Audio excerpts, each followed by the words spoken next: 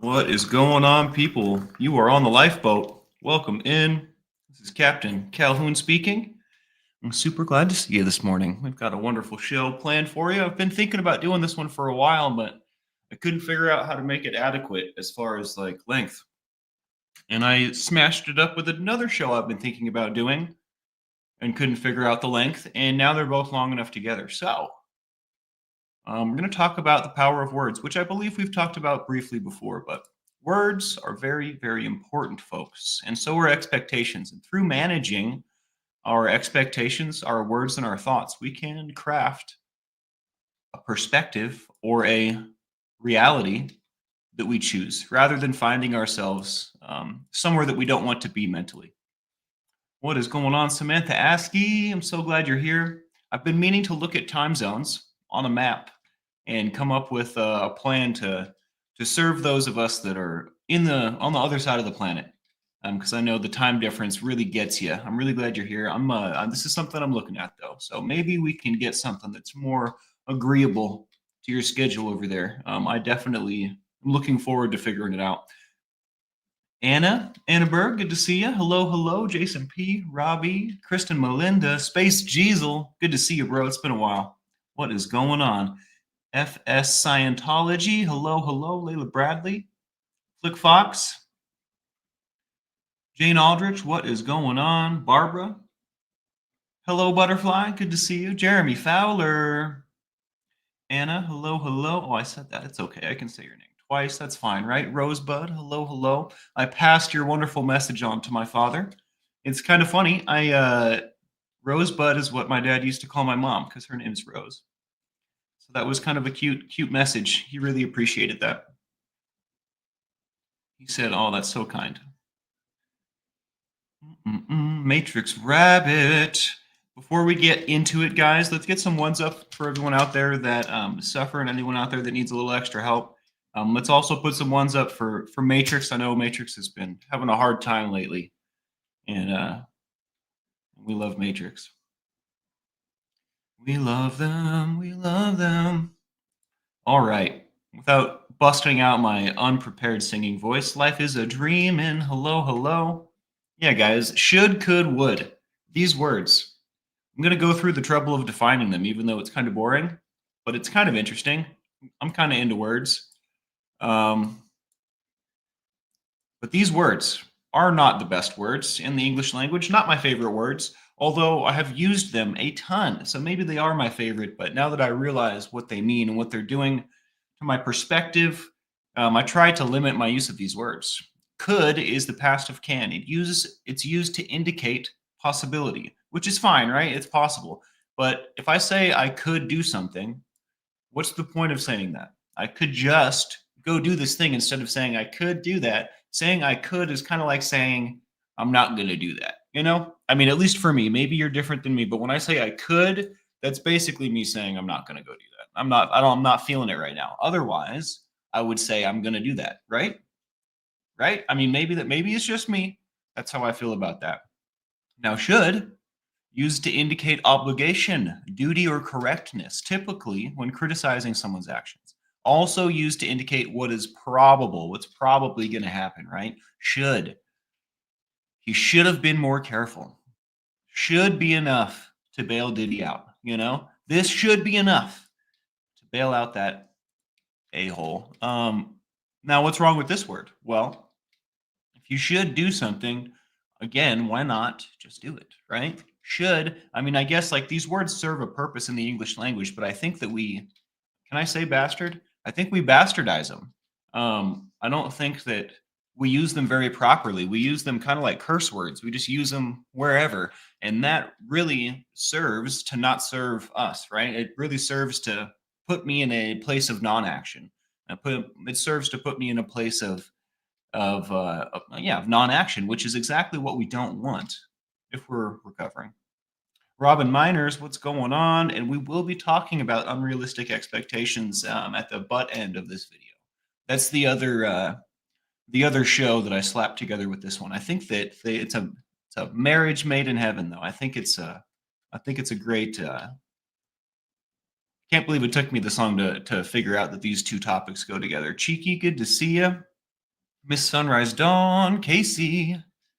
Swab the deck, matey. Arg. Where's the booty? Actually, says Casey, words have to be backed up with the speaker's action, tone, body language, etc. If those don't match the words, it causes confusion, trigger mistrust. Absolutely. 100%. Nicola, good to see you. And I will also get into these stories. I've already started my roll here, so I want to keep rolling downhill, but we will get to that. Some of you may have heard some of these stories already, but there's an endless stream of childhood mischief stories that I have for sure. My dad probably has some that I've forgotten.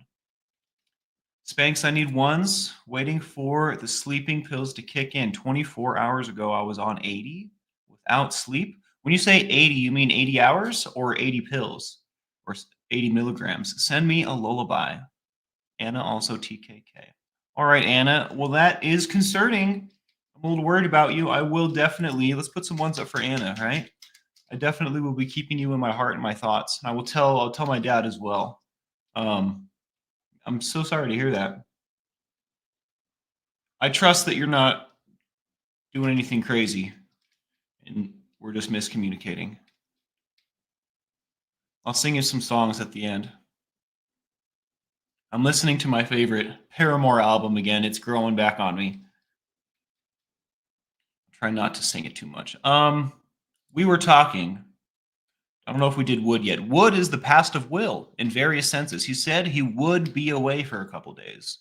Would also is expressing the conditional mood, indicating consequence of an imagined event or situation. He would lose his job if he were identified, right? So would is also an imaginary word, right? This is also indicating something that isn't necessarily real, which we've talked about a little bit before, right? So it serves a purpose, but if I'm using this word, I need to use it carefully. I can't just throw this word around willy-nilly, or I'm going to be just talking about things that don't matter, right? And I may be losing you here, but trust me, this next part is going to bring it all together. Where'd my stuff go? If they say 90% of our thoughts are subconscious, right? So if our thoughts and our words make up our perspective, which is how we're viewing the world, which is very important, right? If my perspective's poor, I'm probably miserable. If my perspective is light and wonderful, I'm probably having a good time, right? So it's very important. If this is true, it's very important that we pay attention to the 10% that we are conscious of, right? The thoughts that we have and the words that we speak, the actions that we take, they're very important, right? If I'm always, now again, we want to express anger, frustration, we want to express these emotions, right? But when we bottle them up, I think that that's when we're expressing, what am I trying to say? When we're not processing these emotions and we're holding on to them, that's when we're always that's when we're abusing these emotions, right? That's when our perspective starts to become anger, frustration, right? If I'm putting out hate, anger, frustration into the world, that's what I'm going to reap. Now we need to express them, um, but they're going to shape our perspective, right? So we want to process those negative emotions and not hold on to them, lest they become our perspective, right? If I hold on to them, a bad thing happening to me turns into bad things are always happening to me, right? It's a very subtle distinction, but that's why we process that emotion out rather than holding on to it. We don't want it to form our perspective. We don't want it to shape the way that we view the world, right? All of a sudden, the world's a pretty dark place if things are always happening badly to me, right? Or let's another one. Maybe me making a mistake becomes I'm no good, right? I'm always making mistakes. I can't do this. Well, I don't think that's true, right? That's just a byproduct of us not handling and processing these emotions. It's a byproduct of us not managing our thoughts, our words, our expectations, right? Are you still with me here? Cindy G, good to see you. Jenny D, hello, hello.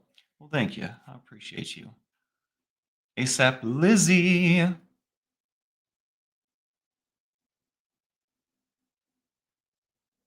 Badger Life says, all my life I've had to turn a blind eye to stuff that should have been told, but I could say nothing for fear of not being able to provide for my family. This sounds like um, a work related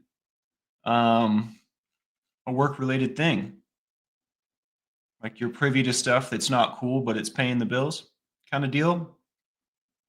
Nicola E says, Dad has a chest infection, but it's being treated. Couldn't get through on the phone, so visited in person with my cousin. Sends ones listening. Let's definitely send those ones. We're thinking of you, Nicola. We're thinking of you and your dad. I hope that everything turns out well. Rosebud says, words. I hate it when someone has said a mean thing to me and I confront them and then they say I was only joking. Well, your joke was not funny. I think often that is what people do when they don't want to take responsibility for being mean. Like all of a sudden it wasn't serious, so it's not mean. Well, I tell you what, it certainly hurt when those words hit me. So, I don't know what kind of jokes you're telling. I don't know if those are the kind of people that we want to be hanging out with, Rosebud. You know, the company we keep also serves to form our reality as well. It fits right in here. Um,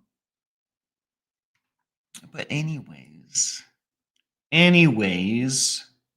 so yeah, our thoughts are very powerful. Our words are very powerful, and I'm not necessarily saying for other people, which they could definitely affect other folks, right? But just in the sense of living the best life that I can, being the best me that I can be, paying attention to what words I'm letting out of my mouth, paying attention to what thoughts that I'm having, what thoughts I'm allowing to reside in my head, right?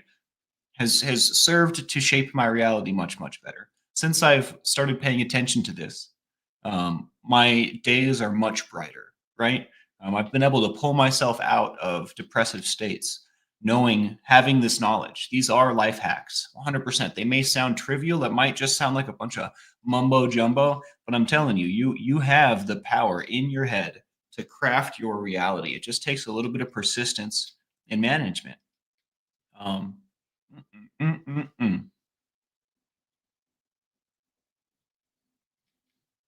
Miss Sunrise Dawn says, I heard you still with me here, and I started nodding like you can see me. Lol, that is so funny. That makes me smile. A little embarrassingly big. My eyes always get squinty when I smile. It's like they're a part of my smile.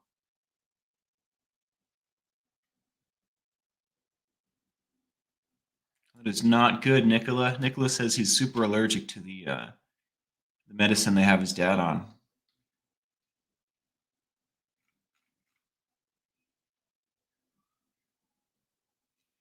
Stop shooting me. I love that, actually.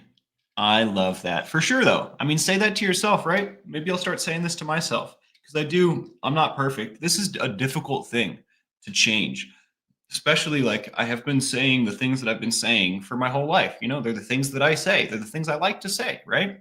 So it becomes a habit.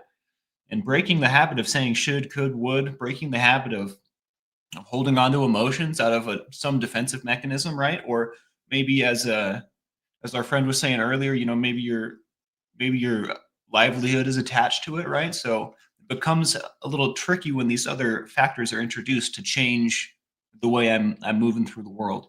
But I tell you what, it is one of the most impactful things that I've been able to do with my life and my recovery. Um, and again, I'm not perfect, right? I say you guys have probably heard me say should, could, or would a ton, and I can't be perfect.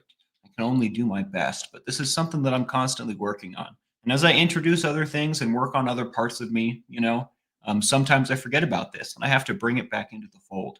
And it's kind of like a spiral pattern, right? I'm working on something, and it kind of goes out of my view, but it spirals back in all the time, over and over. I'm going to have to continue to assert my dominance over this part of my life, right? Um, I'll get good at it, but then I'll rest on my laurels and I'll have to reassert myself, right? That's just how it goes. Lynn D is sitting by the pond crying and listening. I hope you're all right, Lynn. If you want to share with us what's going on, we are all ears and we care about you. Oh, you already said so. Dealing with the death in the family. It's weird. I feel like things like this have like a delayed time reaction with me. When Tony passed, it didn't seem real for like 2 months. It was the strangest thing, or maybe it was 2 weeks. I get time mixed up sometimes. Time is relative. But when it finally did hit me, I was at work, working for a new company. It was like my first week on the job, and I literally had to leave. I couldn't be there anymore. I was a mess. I was a friggin' mess. And I don't know why that is, but death affects me strangely. So this might just be how you process grief, Lynn. We're here for you. I guess we might as well put some more ones up, huh? There's lots of people in need, and this is just a small corner of the world, right? This is just our little lifeboat. I'm sure that if there are people on the boat suffering, that there are people suffering all over the dang world. So these ones are for everyone. These ones are for those that need them. And if you're new, ones are how we express care, concern. We try not to say prayers because that can be divisive language, right? But if that's something that you do, that's what this means. If it's not, we're just sending love. It's the way that we non-divisively provide support from the boat. I don't think I've ever said that so concisely. Rolling Stone, welcome in, permission granted. Good friend. I'm glad you're here. Yeah, I'm sorry for your loss too, Lynn. Yeah, what's with the time delay, right? So it's not just me. That makes me feel cool. That makes me feel like a part of, because I definitely feel unique and like alone a lot. I tell you what.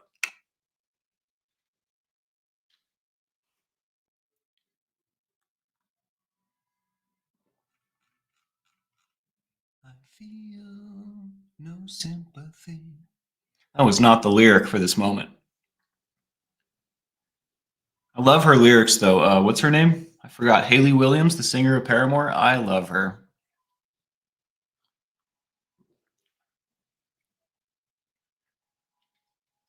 I think this song is about a good friend that wasn't down to take the jump. The lyrics go, I feel no sympathy. You live inside a cave. Something, something, something. I think she's talking about a friend that she had to let go.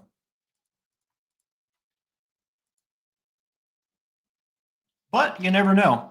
I think a lot of song lyrics are made intentionally vague so that the listener can relate to it in whatever way that they can. Right? I think that is a marketing tool. It just makes for good music, though. If I can relate to it, I feel it more. Right? So if the lyrics are structured in a way where everyone can relate to it, it's a better song. Fun facts with Spanx Calhoun. Maybe it's time to take a break. We'll tell a story and then we'll go hit expectations on the way out. What do you guys think, huh? A little story time.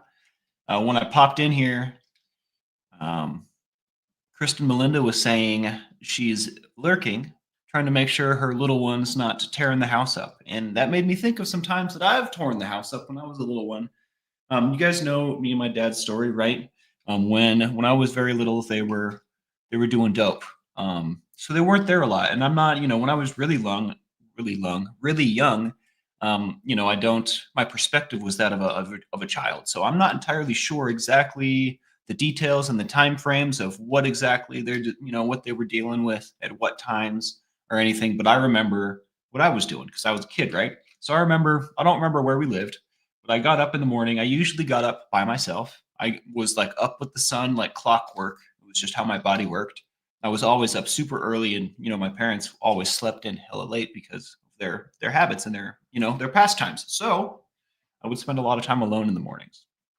And I don't know if the power was out or what, but we had like one of those huge like gallons of ice cream in the freezer, or maybe it looked like that to me and it was just a pint because I was just a little pint-sized Todd. But I remember I grabbed this ice cream thing because I realized I was going to eat it, and then it was melted. So I was like, well, I'm not going to drink it. So I took it into the center of the living room and like kind of placed it on the floor, and I dipped my fingers in it, and then I like spun around in circles, and like the little droplets would like kind of move to the end of my fingers. I could feel it, and it was like this cool feeling that I was feeling, and then they would like, the ice cream would like fly off my fingers and hit everything in the room. It was on the TV, it was on the walls.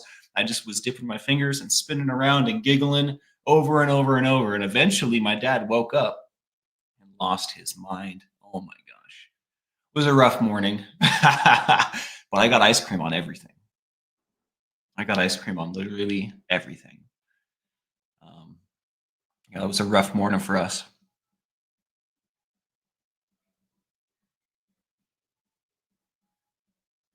Yeah. It's a fond memory. Probably not for dad, but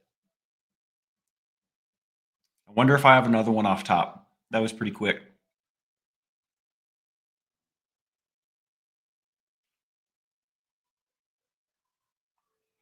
Kristen, I feel like you and or pardon me, I feel like me and your son have some things in common. I definitely I don't know what gives me that impression, but I mean if that sounds like something he would do, we must have something in common. Does he have ADHD, Kristen? Do you know? I don't know how old your boy is, but they diagnosed me pretty friggin' young. I don't know if that's still a practice, but yeah, Nicola, right? I'm sure he's mentioned it. That's definitely one for the books. I wonder if I have other ones. I mean, I definitely do, but off top, I don't know if I remember right this second. The shoes out the window is my dad's favorite for sure. The shoes out the window of the car while in traffic, that's definitely his favorite. One time I punched a kid on the playground for pushing a girl. He, like pushed a girl down to the ground or something, and I beat him up. And the office was not stoked, but my dad took me out for ice cream. He was like, "Good job." That's all I have for stories, I guess. I thought I had more, but those are pretty good. Brock Bandy, hello, hello.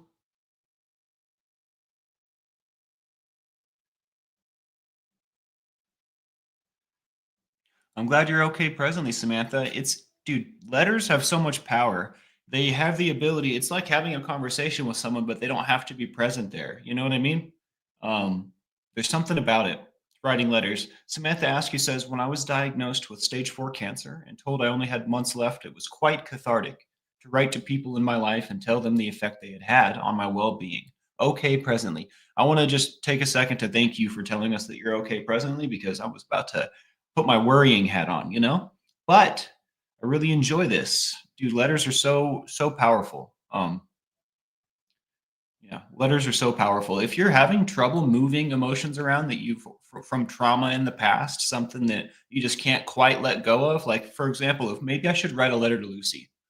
Like literally, I can't believe I haven't thought about that. I wouldn't send it, right? But I would write it to her and then do something with it. 'Cause I don't think that it like, the reason I don't send it to her is because I don't wanna open old wounds, right? Who knows where she's at with her healing? I don't wanna disrupt that just for my healing, right? That's selfish. That's the bad kind of selfish. So, like, serving myself is a good thing, but not at the expense of others, right? So, I wouldn't send the letter, but it might help me move those emotions around.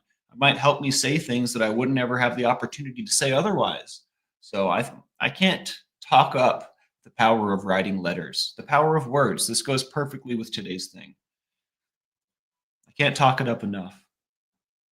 Mother Bird says, tomorrow will be 4 months since my husband passed. I've barely cried.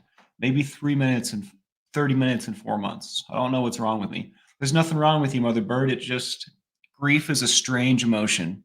And everybody processes grief differently. And every time I process grief, it processes a little bit differently than the time before as well. So there's nothing wrong with you, but you are grieving. You're 100% grieving. And we love you. I'm sorry that you're going through this.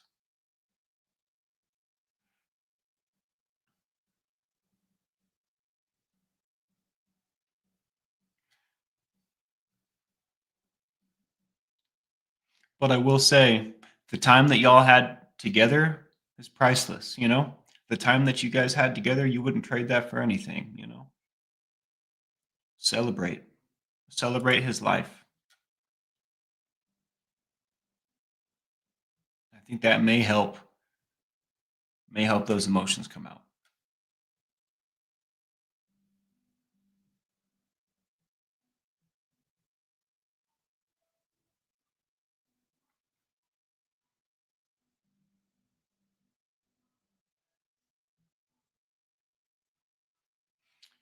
Ooh, Kristen had a response. We suspect ADHD, but we are not seeking that diagnosis right now. I can relate with that. And as someone that got that diagnosis very young, can appreciate this, Kristen. Thank you. I don't want someone to tell me to medicate him at his age. He's only 5. That's my last resort. Just a personal feeling. I love this so much, Kristen, and that makes me so happy. And I think you're killing it. I think you're doing great. Not that, I get to judge you on that or anything, but thank you for this.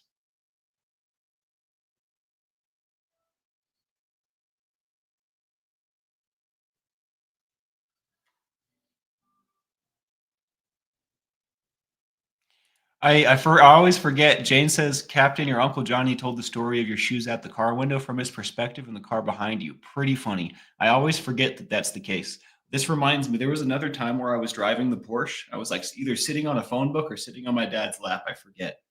But I was driving his Porsche, and I must have been like 10 years old tops. Like, there's no way I was older than that. And we were driving in the neighborhood or something, and then Uncle Johnny comes the other way, so we pass him. And I'm like, I wave.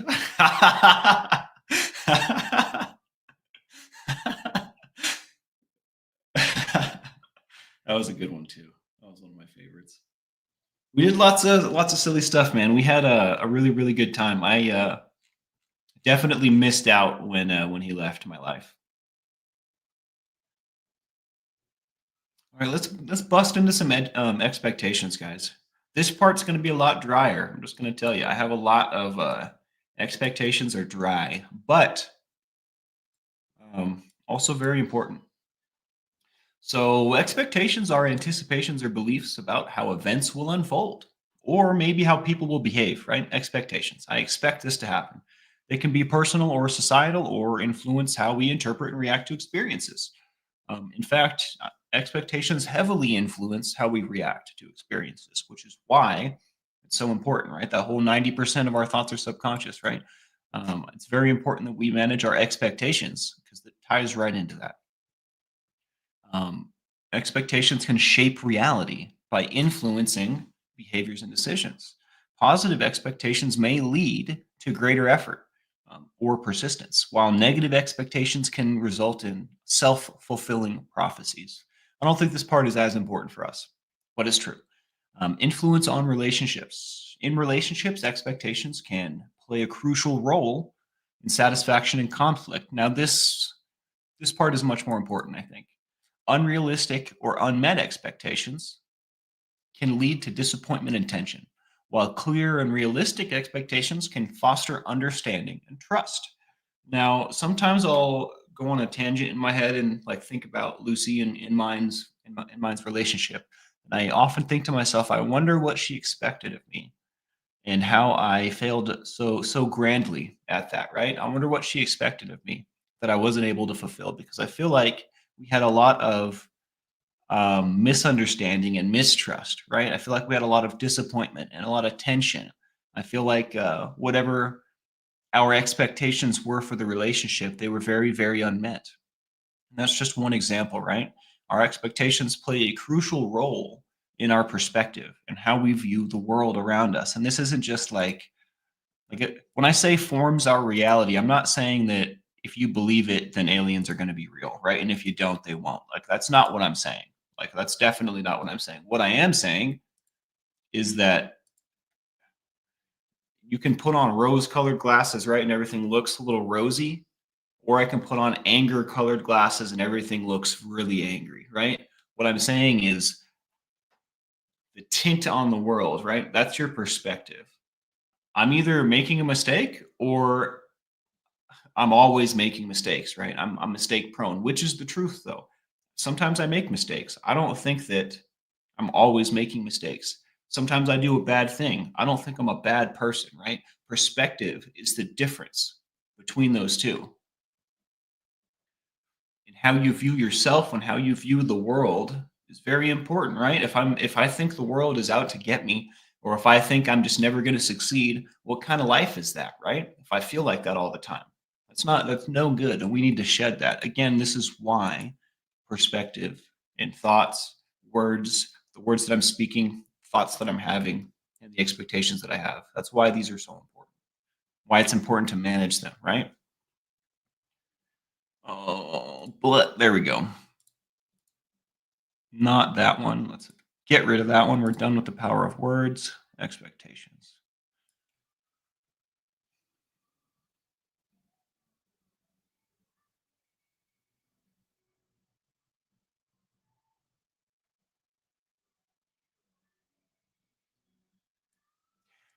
Beta says, Spanx, when you sometimes tell your stories, I might have to scroll up and grab it on this side.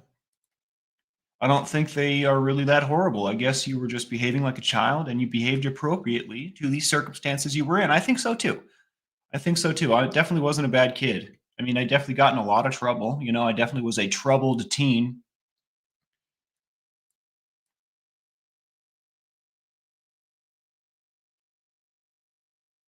Space Diesel, you are aware that we're kind of a recovery community, right?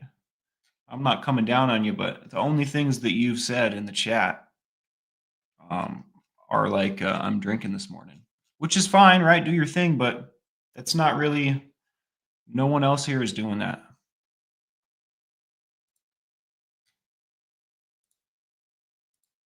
I'm not trying to rain on your parade, bro, but it's a little out of place, just a bit, just a bit.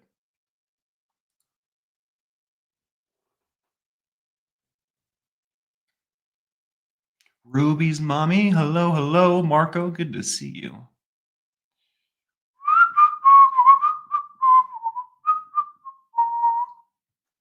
Maybe I shouldn't say stuff like that. Maybe I should just keep my mouth shut and let him do his thing, right? That's how I'm supposed to do it, right?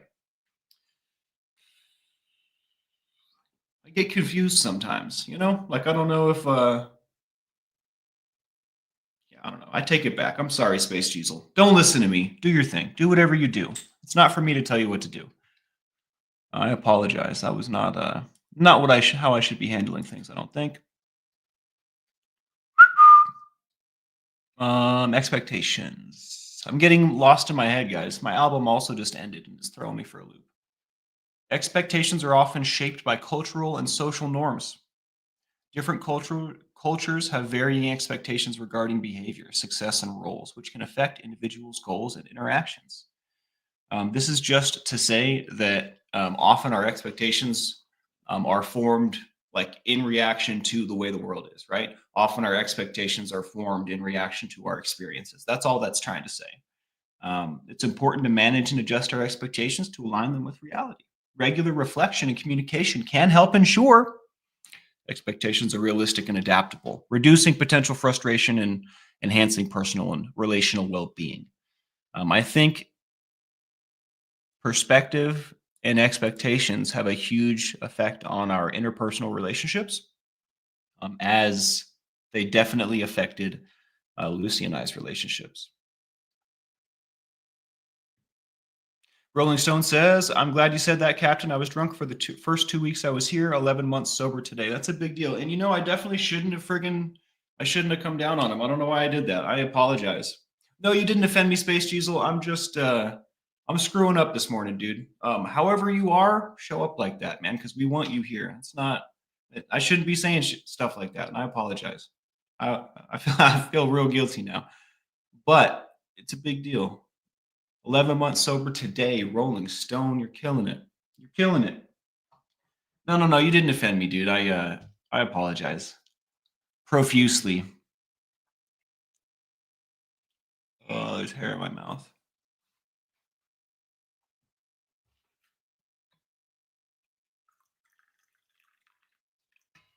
Yeah, we all make mistakes. I'm just a guy, dude. I'm just a guy that puts his pants on one leg at a time.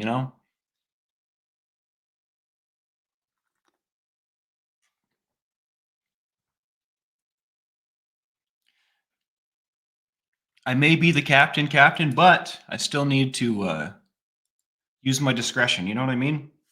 I think that it's very important. The expectations that I put forth on the boat, right?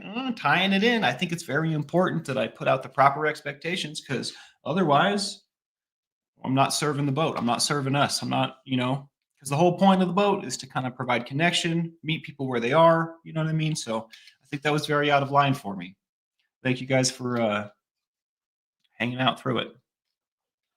Ruby's mom is having some anxiety this morning. Your topics have really been on target for me the last few days, especially. I've been really like kind of trying to see which way the wind's blowing with my shows recently. So that really makes me happy. I'm so glad that you said that. I've been um, really trying to make sure that I'm talking about stuff that's apt.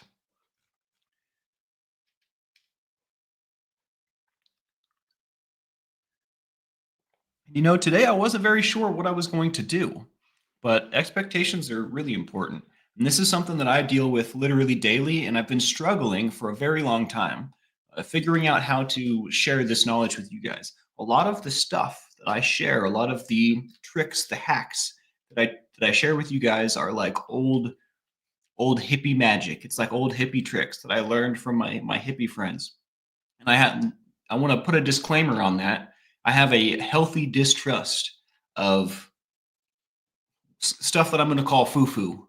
I don't have a better word for it, but I think a lot of stuff that we can't taste, tell, smell, touch, hear. I think a lot of that kind of stuff is real, but I think a lot of it ain't. You know what I mean? So stuff that resonates with me, stuff that actually works for me, I implement. I take what works, I keep it, and the rest of it can kind of go. So I have a unique relationship with this stuff, but a lot of it came from old head hippies that I met in the burning scene. But yo, how is it has changed my life. Like I can't deny the power of some of these concepts. Um, this 90% of my thoughts are subconscious and they form my reality. Hold that deal changed my life like in an instant. Obviously, it's not a race; it's a marathon. We have to stay persistent and all, and like keep applying it. I'm still applying this to this day, right? I'm never going to just be better. Like I'm healed. That's not how it is. But these concepts are very powerful. And also because of where I've got them, like the form that they were presented to me in, it's hard to present them here because I have to change wording. I have to change the way it was presented because I don't want to come across like some hippy dippy guy because I have to say when it was presented to me that way, it was difficult to digest. You know what I mean? My first reaction is that's some BS, You're living in a fantasy world. That was my first reaction to all of this stuff. But, the stuff that I had the courage to apply and kind of humble myself and just kind of give it a try literally changed my life. So if I bring something to you, know that I have put it through the ringer. I have tested it. I have taken it to the crash dummy course and put it in the front seat with airbags and saw what happened. So just know it has been tested, tried, and it's true. Cindy G, I got plenty of these. Cindy G says, Captain, useless fact of the day. Did you know studies say it takes 6 weeks to make or break a habit? Few things break, few things break rules, such as eating is in months, breaking addictions really. I also, did you know that in order to break a habit, you have to make a habit? You have to basically replace a habit with something else. That's the only way it works. I have heard this before, Cindy. Habits are very, very powerful. What we do, right? Our routine. This is something that we talk about a lot as well. And that's one of the reasons I'm talking about expectations today, is because if we are going to succeed in changing our habits, if we're going to succeed in changing the way that we move through the world, the way that we feel, right? That's really the most important part is how do I feel? I don't want to feel like a piece of crap. I don't want to feel like depressed and sad all the time. I think I got pancake batter on. Don't tell anyone. Anyways, I lost my place. That darn pancake batter.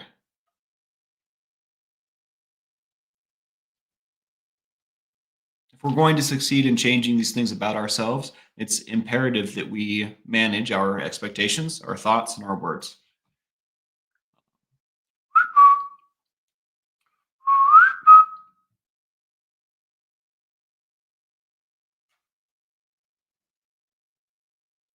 Real sassafras is struggling. Hold on one sec, Sass. Let me find it. What's going on in your life, Sass? What do you think's causing the depression? Sass says, I wake up crying every day and I can't even get out of my house. I'm so depressed. I feel like drinking. It's been over 2.5 years. I'm losing it. Remember how hard it was to get off that sauce. Remember how far you've come. Don't forget. It's easy to forget how life was before we stopped the drink. It's so super duper easy to forget. Don't forget.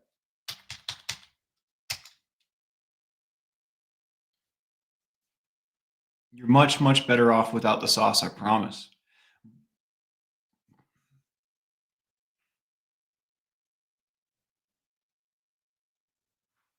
And also I think it's worth mentioning the way that we deal with stuff like this is we address the root cause, right?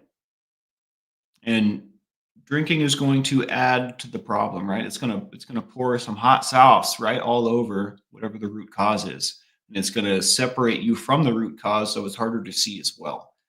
Um, but there's probably a good reason, and when I say a good reason, right? Obviously, nobody wants to feel depressed, but I'm sure that there's a cause that makes sense, right? I'm sure that there's something that's going on in your life that has caused this to happen. If we can identify what that is and process through those emotions, it will change the game. Obviously, much easier said than done, right?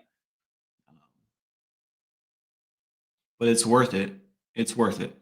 There's few things in the world more worth it.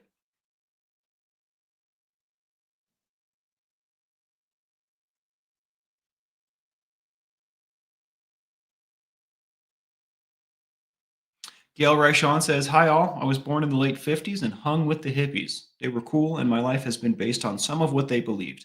And I have to say, it's again not all of it, right? But they have some gems. Just scored some gems. And even moving forward, I feel like there's more gems to be had. I feel like Tachi hasn't given me his last gem of wisdom. I feel like that's for sure. Speaking of, they're all in Hawaii right now, living it up without me. And I miss them and I love them. If I'm not checking in tomorrow, says TKK, know that I finally found sleep. Well, I will be pulling for you. I've got my fingers crossed or my finger in my nub. Need some help sometimes. There's not enough muscle on that small finger to really do much. Strange sounds out front.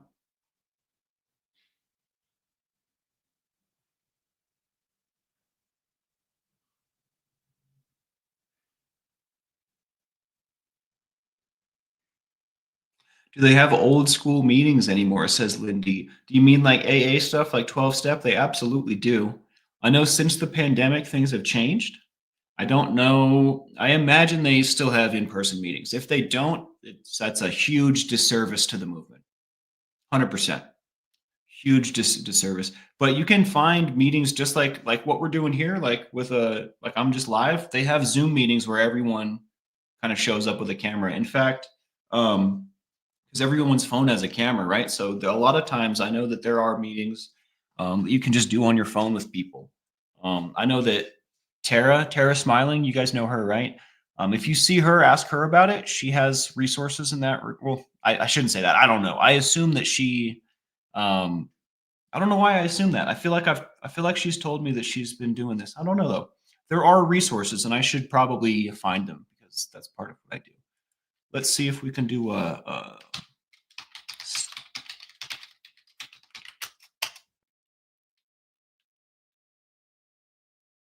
The first thing that came up was the unalive hotline. That's not what I'm looking for. It knows I'm in Tucson. Okay.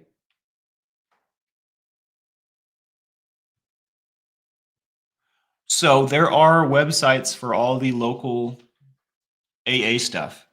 When I went into Google and typed 12-step meetings in my area, and I got stuff for Tucson, I got stuff for Texas, I got stuff for Chicago, Orlando, all the places I've been in my life. It knows me so well.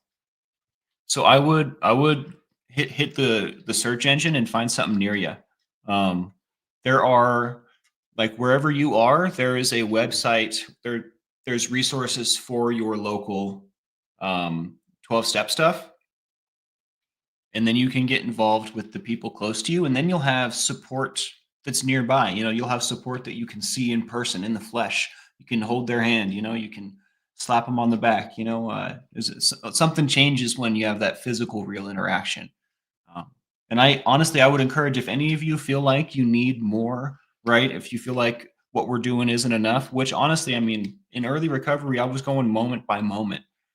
If I didn't have real people in real life, obviously we're all real people. You know what I mean, though? Like if I couldn't touch and feel what I was doing with these people, I don't know if I would have made it. So I highly encourage you to seek out people in your area. Part of the whole the five, right? That was part of the idea with the five. Your five is the five people that you talk to on the boat, right? That you can be honest with, that you share your ups and your downs with, so that you can support each other. That was part of the idea with that because this connection, this interaction is a huge part of what we do. So if you can find that in person, it's like superpowers. Um, what's going on, Russ? Good to see you, big dog. I hope this message finds you well. I hope you're relaxing today on this mighty fine Sunday. We all know you worked that butt off, dog. So, I'm sure you deserve it. Of course you deserve it. But yeah, good to see you, Russ. I'm glad you're here, man. I've missed you.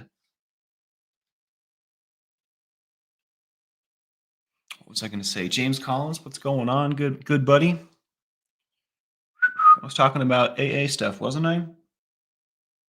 Yes. I would highly recommend that if any of you feel like you need a little bit more to find something in your area, find something close, right? And again, you can, all of these local organizations, all the 12-step stuff that's going on in your area, they're going to have a website, they're going to have like an office. They're organized, and it's all the way the 12 steps work is it's organized by the people that are involved in it, right? So none of it's corporate, right? It's all the people that are the people in AA run AA. You know what I mean? And not just AA, but all the 12-step stuff. So you should be able to find resources pretty easily, and it should all be pretty like condensed. Like for example, I can't tell. This is Los Angeles, LACOAA.org. LA, I don't know what the CO stands for, but obviously AA is Alcoholics Anonymous. The Phoenix one is aaphoenix.org, right? They're all going to have addictionhelp.com. That looks like a general meeting finder. That looks like you could probably type in your area code to that one. But yeah, it should be easily achievable. And I think I've ranted about that quite long enough, guys. Thanks for being patient with me. Carla Norris, what's going on? Good to see you. A wizard is never late, nor is he early. Have a great day, ASAP. It was a pleasure, as always. Yeah, guys, would you guys hit the like, subscribe, and the bell for notifications if you like what we do here? It makes a huge difference for us. It makes a big old difference. It makes a big old difference. Makes a big old difference. We didn't talk a ton about expectations. I just gave you that dry info. But to tie that into something that's digestible, expectations are going to assist in forming our perspective, right? If I expect something to happen and it doesn't happen, I'm gonna, be receiving some some negative emotions in response, right? If I can keep my expectations humble or realistic, right? Two different things, but both serving. If I can just keep my expectations humble or realistic, then this won't happen. Also, if I can just not have expectations, if I can go into something thinking to myself, whatever happens, it'll be all right. I'm going to handle it. This is optimal out of all of the possibilities. This is optimal because then you're either pleasantly surprised or you're like, I think I'm good, and then you can about face and walk the other way, right? So if we can just not have expectations, that's ideal. Obviously, not realistic in every situation, but if we can just be pleasantly surprised, when things happen, that's also that childlike innocence that we talk about sometimes, right? That's what that is. Not having expectations, not knowing what to expect, but being pleasantly surprised or learning that this isn't what I want. So that is that. That's really all I have to say about that as well. Been a good meeting. Thanks for saying that, guys.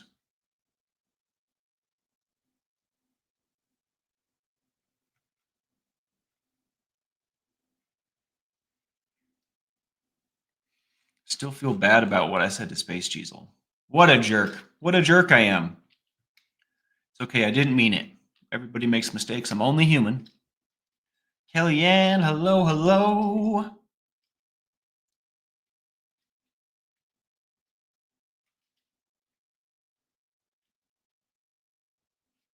All right, guys.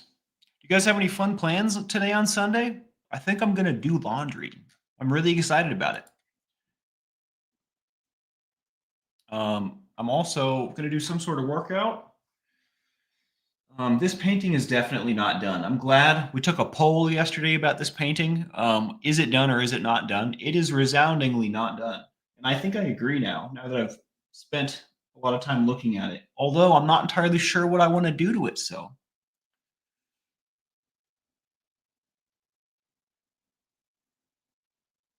go ride the bike. Let's go. Russ says last day of beautiful weather here in Indiana. Gonna go ride the bike. Road trip. Sweet deal, Russ. I hope you have a wonderful road trip. Be safe out there.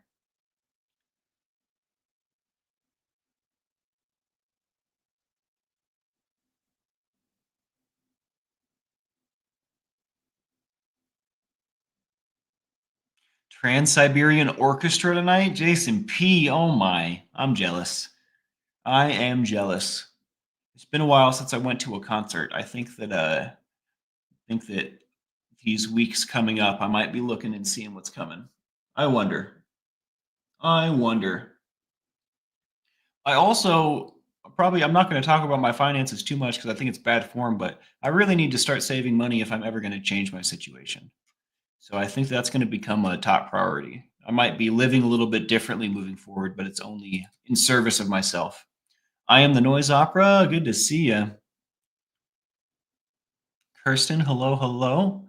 All right, guys, I'm going to get out of here. Put your feet up today and leave them there. Do something selfish for you, not at the expense of someone else, right? But do something for you today. You deserve it. Do something nice. Huh? Much love, y'all, and we will see you on the flip side. I may be painting later. It's not a painting day, but I feel the call. So if we do paint, it'll be 4 p.m. Eastern time. You guys have a wonderful day. All right, Captain Calhoun, out.